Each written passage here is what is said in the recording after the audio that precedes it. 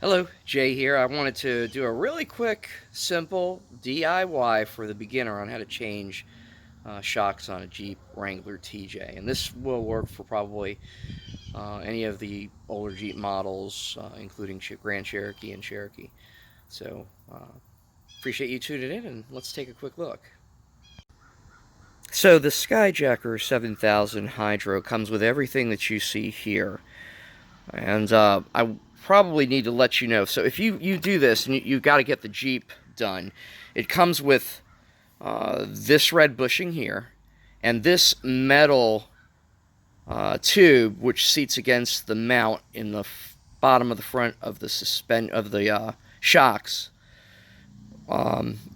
as two separate pieces. So you'll get the bushing, then you get that metal piece, and you need to put the bushing and that metal piece through this white cylinder here. And I can't tell you how many people complain about how hard that is, and I'm one of them. That was a nightmare getting that in. It took forever. Sometimes people will just put lubricant and push and push. Let me tell you how we did it, and it was really, really simple. You take that bushing without the metal piece, and you boil it. You throw it in boiling water, and you let it get hot and malleable. Don't worry, it's urethane. It's not going to melt or smell or corrode or anything like that. So you boil it. Get a good boil on it, like a hard-boiled egg, maybe 2-3 minutes on boiling water. Then you pull it out. Be careful, of course. I use some tongs. Then you slide this metal bar in the middle, which will slip right in, and then you push the whole thing through. And the reason why you do that instead of putting this bushing is, if you see, I don't know if this will pick it up, but this is actually, let me try it from this side. Yeah, there we go. It's beveled. So it's wider at the end than it is in the middle. So that width part will put too much pressure when coming in. This part here also is beveled down like a V shape for it to slide in, so it gets tighter as it goes in. So you need to make sure you put the metal part through the bushing first, and then through the hole. So once you have it hot and malleable, it'll slide through. It still does take effort. It's not easy, but you won't be going through your dictionary of 4-letter words and frustration. So keep that in mind. Comes with a nice boot, of course, matching tie wrap for the boot. The sticker, which, as you get older and you get Jeeps, stickers definitely come better, more appreciated. And it comes with the nut, the 2 end caps, and the bushings that go between the end caps and the top of the tube.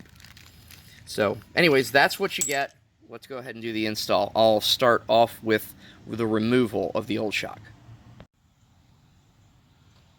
Okay, so to remove the bottom, which is what you start off with, you're going to put these are 13 millimeter. So you got a 13 millimeter socket here and a 13 millimeter wrench there to hold the bolt from spinning, because if you just try taking the nut off, it spins the whole thing. So you're going to anchor that, remove that, do it on both sides, and that frees up the bottom. The top part is a 15 millimeter, and I'm going to show you from another angle. Okay, there we go. That's going to be a 15 millimeter socket, and you're going to need an extension to get to it. Okay, so let's take the bottom of this off, like I was telling you. Use a 13 millimeter to support the top, so it stops it from spinning, and then a 13.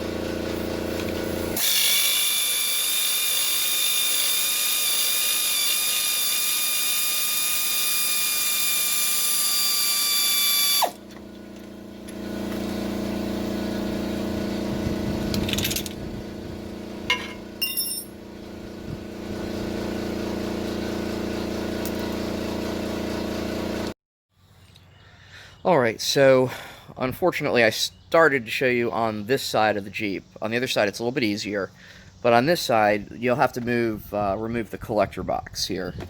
This is part of the intake. It's no big deal. You disconnect this hose. You've got to flip these little levers, and then she should just pop out. There we go.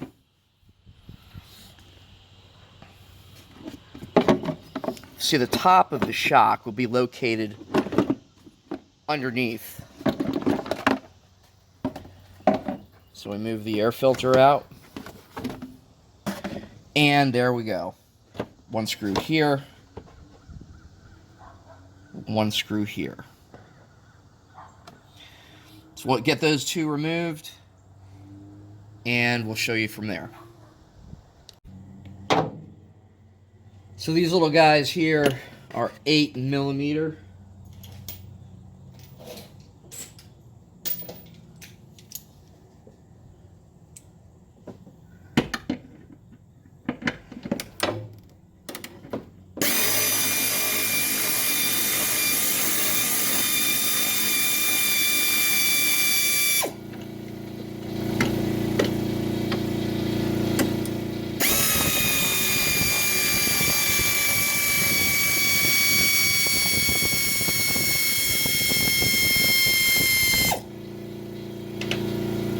And a third one right here.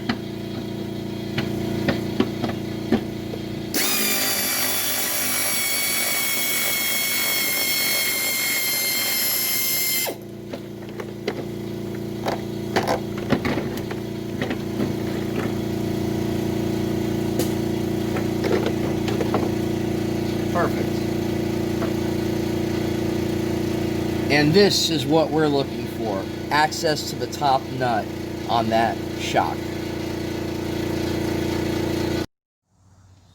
So here we are, right there, now that the air box is removed, and if you look closely, there is, let's see here, oops, let's go that way, there we go. That's the head of the shock. We use a 15mm socket, deep, and an extension to get that out. To remove the top of the shock, just need to get it on there, 15mm. There's my extension.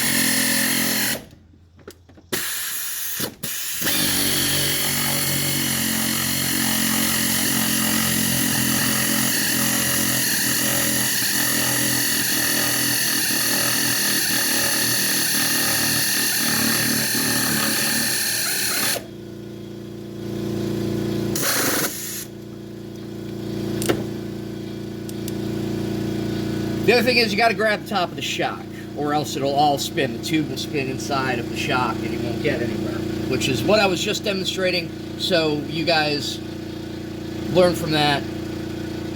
Don't take the extra time because it won't go until you hold and secure that shock.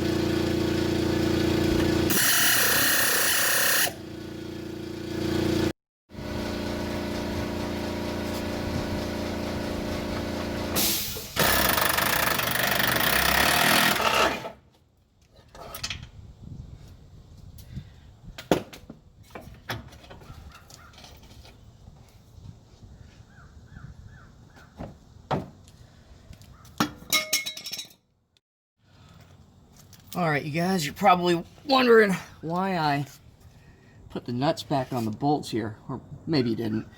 You got to reuse these from the old shock. It does not come with those.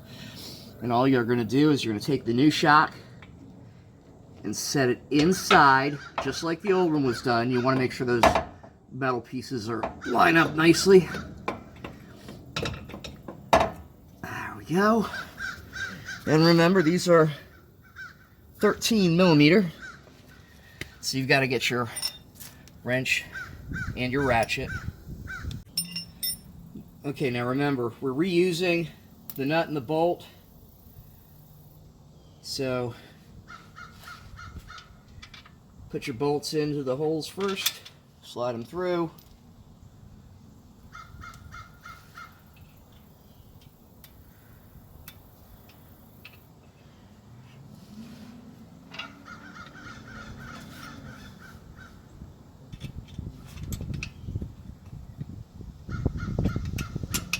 There we go.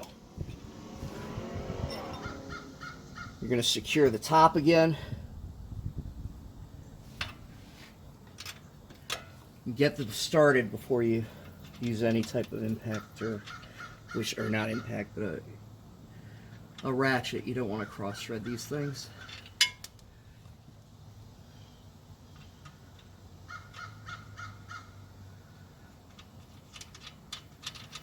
All right, that's one.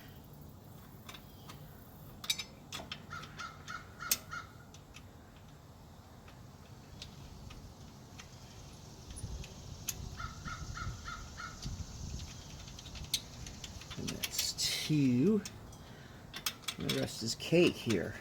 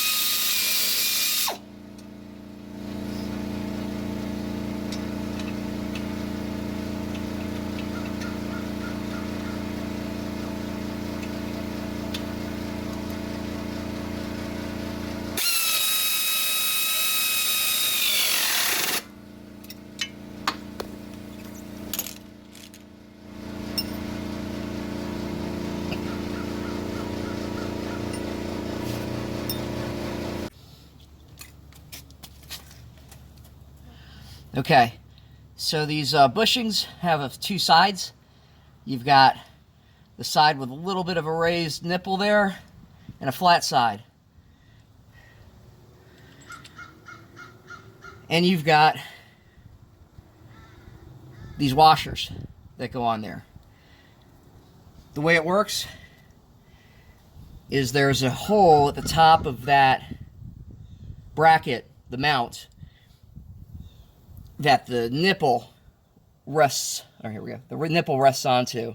So you're going to set the bottom part like that onto the shock, and then when we do the top, we're going to do the opposite. Reverse it so the nipple points, let's see here, the nipple points down, and we put this on top. So it makes a sandwich. So here we go. Now these are hydros, so you have to pull them up. They don't automatically spring.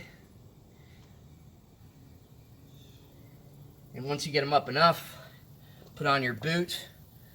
The fattest of the opening part of the boot goes down into the thinnest part, which is at the top. And then just make sure it seats on your the collar properly. There's a little groove for it to fit. And you want to get that collar into the groove just like that. Then you put your base plate, then the bottom side down, and then grab the shaft and pull up into the hole.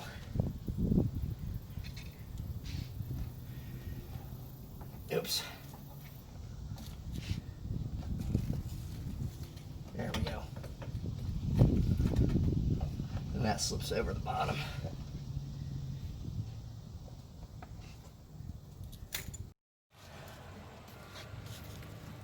So here's the bottom of the rear shock. If you look, there's basically, it's going to be one nut here, one nut here. We have to do the same thing by securing this nut. This is a 15 millimeter. This is an 18. And then, of course, you're going to hold that and remove the 18 millimeter. And what you've got is the shock pressing against this bolt. Now we have to get this bolt out. So what we're going to do is get a hammer to tap on this. You may want to use a block. I mean, we're not, I think we do have to reuse these bolts, so you don't want to hurt them. You want to put a block here to make it safer. Or another thing you can do to start it moving is put the nut back on. A few screws. Start moving it, and then once you get it flush, we're going to use a punch that'll only go in the center so it won't mess up any of the threads, to push the remainder of this through. Okay, now we have the tools for the job. Punch. Yes, you did it. And then, of course, your BFH.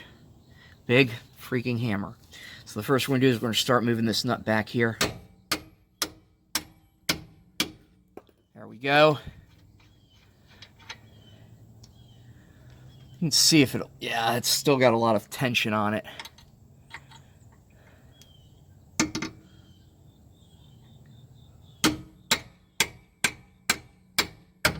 Here we go.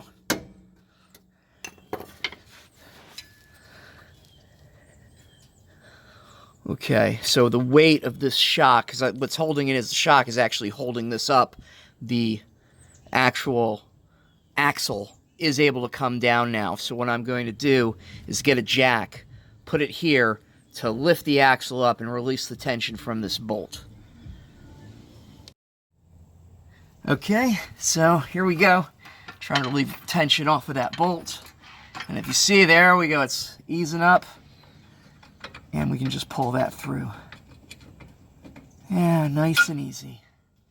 And that removes the bottom of the rear shock. So this is the top of the shock. As you saw, the bottom here as we go up to the top. That's going to be a little bit trickier. There are the two, well, there's one. The two bolts that were holding the top of the shock, there were no nuts behind them, thank goodness. The bolts just came out, and the shock came out completely nice and easy. Okay, let's try it again.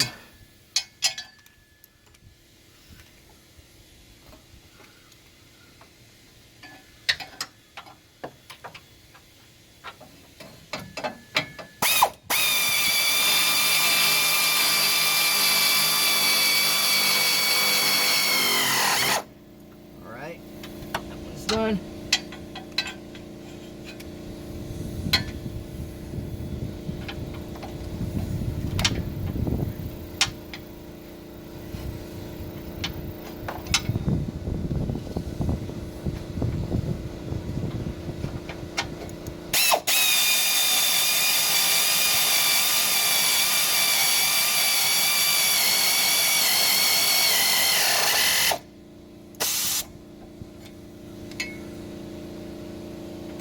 That one's done. Then you pull this to line up. Use your old bolts that you have set aside, which if you're not me is in a great spot. And if you're me, you lose it. Okay, so I've got them. Now remember, you're going to want to put this on so you can actually get it off easy again. So the big nut I always put on the inside because I can use an air hammer to get to it. There we go.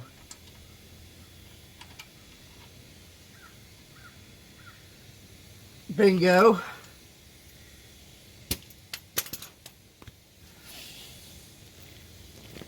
Okay.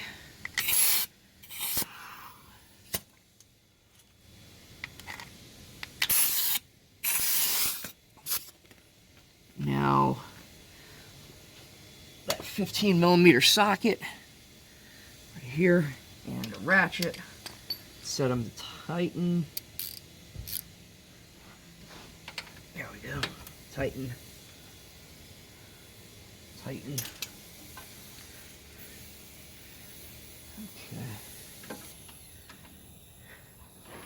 Okay. And the jack's in the way, so we can actually lower the jack now. There we go.